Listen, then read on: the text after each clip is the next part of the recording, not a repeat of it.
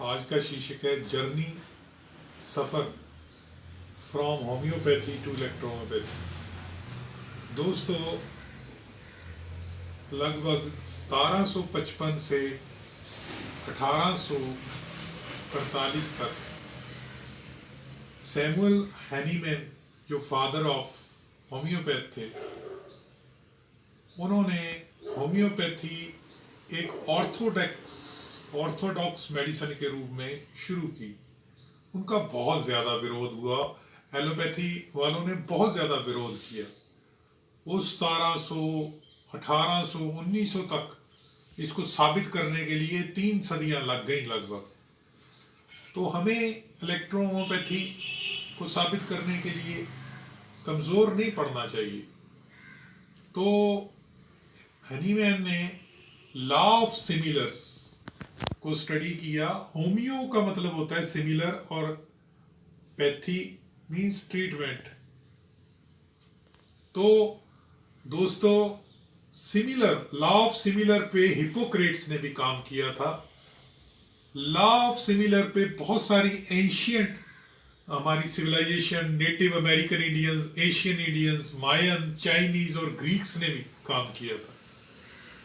तो यहाँ तक कि हनीमैन ने विलियम कलन का लॉ ऑफ सिमिलर पे जो रिसर्च थी, खासकर मलेरिया पे।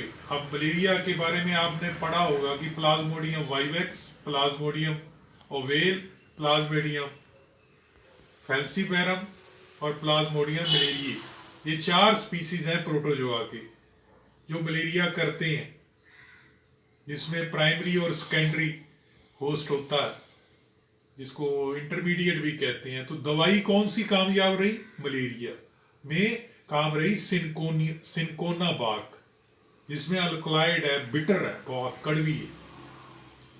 तो कलन ने लॉ ऑफ सिमिलर पे ही काम किया था। बहुत सारे ऐसी पदार्थ हैं जो बिटर है, क्योंकि अल्कलॉइड्स केमिस्ट्री के मुताबिक फार्माकोग्नोसी पढ़ते हैं फार्मेसी में, बिटर है, कड़वे हैं। सिनकोना से भी ज़्यादा बिटर यूज़ किए, मगर वो मलेरिया ठीक ना हुआ। तो कलन ने देखा और हैनीमैन ने 6 साल इस पे रिसर्च की, कलन पे ही, कि कड़वी चीज की टॉक्सिक डोज, एक डोज के बारे में आपको समझना पड़ेगा। पहली चीज, थेराप्यूटिक डोज वो होती है जिससे ट्रीटमेंट हो, टॉक्सिक डोज होती है जिससे शरीर को नुकसान हो मगर डेथ ना हो, और लीथल डोज वो होती है जिससे मौत हो। तो टॉक्सिक डोज जब सिनकोना की दी गई बार बार रिपीटेड डोज पे, तो वही symptom, fever, chills, toxic dose से आए जो मलेरिया के सिम्टम थे। इस पे रिसर्च हुई तो ये पता लगा कि ये तो बहुत बढ़िया चीज है। एग्जैक्टली वैक्सीन भी क्या है? वैक्सीन एक सस्पेंशन है, वीकेंड सस्पेंशन ऑफ डेड और वीकेंड एंटीजेंस। तो वैक्सीन क्या है? डीपीटी टीका देख लीजिए, पोलियो के ड्रॉप्स देख लीजिए, कोविड की भी वैक्सीन आ रही है। वैक्सीन क्या चीज है? वैक्सीन कमजोर किए हुए कीटाणु हैं, या उनकी बार सेल वॉल है, या उनके एंटीजन है, और शरीर को धोखा होता है कि वो कीटाणु से इन्फेक्शन हो गया और हमारी बॉडी एंटीबॉडी बनाना शुरू हो जाती है, मगर वो दिए जाते हैं डिल्यूटेड फॉर्म में। तो वैक्सीन का प्रिंसिपल और ये सिनकोना का प्रिंसिपल लॉ ऑफ सिमिलर पे ही चला। आज पूरे देश, पूरे विश्व को आज जरूरत है वैक्सीन की। वो लॉ ऑफ सिमिलर होम्योपैथी वाले से ही उठा, कलन से ही चला, हिपोक्रेट से ही चला। समझना चाहिए हमें। यहां पे हम पॉज लेते हैं। जर्नल आया जर्मन में जर्नल आया, उसमें हनीमैन ने रिसर्च की अपने फैमिली मेंबर्स पे, काफ़ी रिसर्च की, क्लिनिकल एक्सपीरियंस किया, और होम्योपैथी का काफ़ी विरोध भी हुआ। उन्होंने रिसर्चेज जो compiled book organ of medicine में लिखित दर्ज की और एक कंट्रोल ग्रुप पे किया, और करते करते वो एक लेवल पे ऐसे पहुंचे कि एक बार पूरे वर्ल्ड में ऑर्थोडॉक्स मेडिसिन को चाहने वाले जितने विरोधी थे उतने सेलिब्रिटीज भी इसके आशिक हो गए। आप इनके आशिकों में से American medical association describe medical education in 1845. All young man has to do it is gain admittance in the office of some physician where he can have access to series of ordinary medical textbook and see a patient perhaps once a month with perhaps a history post-mortem examination once a year. ये उनका कथन था.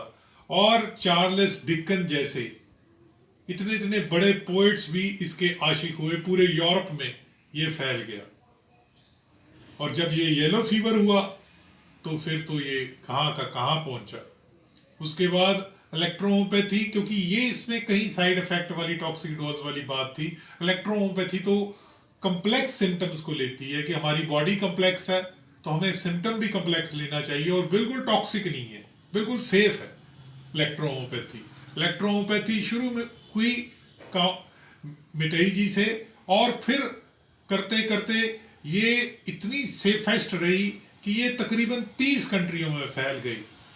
30 कंट्रियों में फैली, यानी कि Italy से होती हुई ये 30 रशियन जर्मनी तक ये फैल गई और इंडिया तक आ गई. आज दोस्तों हम थोड़ा सा प्रेशर जब आता है इलेक्ट्रोहोम्योपैथी से हम चरमरा जाते हैं, मगर ये नहीं देखते कि आज से पहले होम्योपैथी का क्या हाल था, विरोध था. तो जब भी कोई अच्छा कार्य, जब धरती जिसके बारे में चौरस कहा जाता है कि ये स्क्वायर है, तो कुछ लोगों ने कहा कि नहीं ये स्क्वायर नहीं है, ये गोल है, तो उनका विरोध हुआ. तो कोई भी पैथी को एक्सेप्ट करने के लिए लोगों की पब्लिक ओपिनियन, मास ओपिनियन मोबिलाइज करना होता है. और वो आपके जो इसको प्रैक्टिस करते हैं, जो इस पे रिसर्च करते हैं, प्रमोशन, वो हमारा फंडामेंटल राइट है. वो जब खुद इस पे विश्वास रखेंगे, जब आपको खुद पे विश्वास है, आपकी मेडिसिन पे विश्वास होगा और पेशेंट आपकी मेडिसिन से ठीक होगा, विश्वास होगा, तो वो बहुत कॉन्फिडेंट से काम करेंगे. तो ये ध्यान रखिए. ऐसे ही जुड़े रहिए प्रमोशन रिसर्च से. इलेक्ट्रोहोम्योपैथी भी होम्योपैथी वाला मुकाम हासिल करेगी एक दिन. जुड़े रहिए. इलेक्ट्रोहोम्योपैथी बेसिकली बॉटनिकल है, जिसमें पेड़ पौधों का औषधि अर्क निकालकर इसका इस्तेमाल विभिन्न रोगों में अल्टरनेट थेरेपी के तौर पे किया जाता है. इस चिकित्सा पद्धति के अनुसार रोग के लक्षण और औषधि के लक्षण में जितनी अधिक समानता होगी, रोगी के ठीक होने की संभावना भी उतनी अधिक बढ़ जाएगी. इस थेरेपी का मुख्य काम रक्त में आई शुद्धियों को दूर करके बीमारियों मुक्त बनाना होता है. कैसे काम करती हैं ये? इलेक्ट्रोहोम्योपैथी चिकित्सा विज्ञान की वह शाखा है जिसमें सभी प्रकार की बीमारियों के लिए सिर्फ पेड़ पौधों का अर्क का इस्तेमाल किया जाता है, यानी कि बॉटनिकल. इस पद्धति द्वारा इलाज के दौरान किसी भी जानवर या अन्य किसी प्रकार के खनिज या मिनरल स्रोत का इस्तेमाल जैसे होम्योपैथी में ऐसा नहीं किया जाता. ये पद्धति पूरी तरह प्राकृतिक है, नेचुरल है, और ये पूरी तरह सुरक्षित बिना साइड इफेक्ट के काम करने वाली थेरेपी है. अब साल, आर्थराइटिस, माइग्रेन, अल्सर और अनेक प्रकार की गंभीर बीमारियों का इलाज इस थेरेपी से सफलतापूर्वक किया जा सकता है. जैसे एंजियोटिको है तो उसमें A1, A2, A3 है, यानी कि 60 रेमेडीज है, 8 क्लासिफिकेशन है. तो A1, A2, A3 को समझिए. एक आर्टरी पे काम कर रही है जिसपे साफ खून जा रहा है, एक वेन पे काम कर रही है जिसमें गंदा खून जा रहा है, और एक कैपिलरी लेवल पे काम कर रही है. दोस्तों आपको एटॉमिक लेवल पे काम करना होगा. आपको एक छोटे यूनिट पे, ग्रास रूट लेवल पे काम करना होगा अगर आपने ट्री लेवल पे जाना है, यानी कि एटम से मॉलिक्यूल, मॉलिक्यूल से आप ऊपर जाओगे कंपाउंड तक. अगर आप एटॉमिक लेवल तक काम नहीं करोगे, अपने डिस्ट्रिक्ट लेवल पे, तहसील लेवल पे, शहर के लेवल पे, गांव के लेवल पे, कम्युनिटी लेवल पे, ये पूरे विश्वव्यापी रिकॉग्नाइज नहीं हो सकती पूरे इंडिया में. आपको जुड़ना होगा. सभी जो एकजुट होके इकट्ठे रिसर्च करें ताकि इलेक्ट्रोहोम्योपैथी का फार्माकोपिया आए और ज्यादा से ज्यादा इसकी पब्लिकेशंस हो.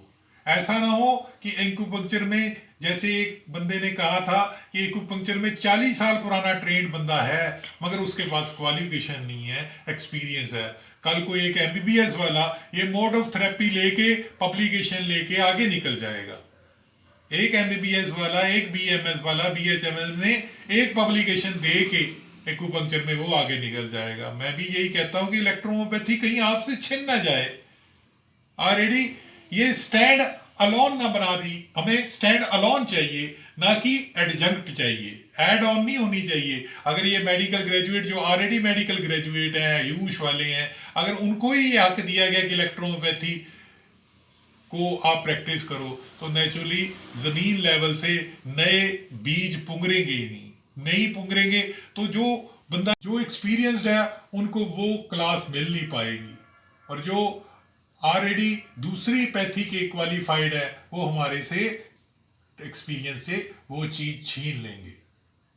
तो दोस्तों, रिकॉग्निशन प्रायर लर्निंग RPL एक क्वाइन टर्म है जिसमें एक लोहार इंजीनियर से ज्यादा जानता है। एक फोरमैन जो है इंजीनियर नहीं है मगर वो ब्रिज बना जाता है, पढ़ा लिखा नहीं है, क्योंकि उसको स्किल आई है, उसको देख देख के इंजीनियर बना है, उसको देख देख के इंजीनियर बना है। सहारनपुर में जाइए आप देखेंगे इतने खूबसूरत ग्रिल वर्क किया हुआ है, लक्कड़ का, लोहे का किया हुआ है। वो पढ़े लिखे चाहे ना हो मगर उनकी पुश्तैनी काम है। ऐसे ही इलेक्ट्रोहोम्योपैथी में बौद्धे लोगों ने बहुत काम कर लिया है, बहुत काम कर लिया है। कल को ऐसा ना हो कि अगर ये स्टैंड अलोन पास ना हुई इलेक्ट्रोहोम्योपैथी, अगर ये एड ऑन हो गई, तो नेचुरली जो ऑलरेडी आयुष वाले होंगे या जो मेडिकल ग्रेजुएट होंगे वो इलेक्ट्रोहोम्योपैथी में क्यों इंटरेस्ट दिखाएंगे, ये क्रिपल थेरेपी बन जाएगी। अच्छा लगा तो लाइक करना, सब्सक्राइब करना और शेयर करना हमारा channel Baba Deep Singh institute channel, दबे कुचले लोगों की आवाज को बुलंद करने वाला channel Baba Deep Singh institute channel. जुड़िए इससे। हमारा व्हाट्सएप नंबर 9872468540, 9872468540 और वेबसाइट www.paramedicalindia.com। धन्यवाद दोस्तों।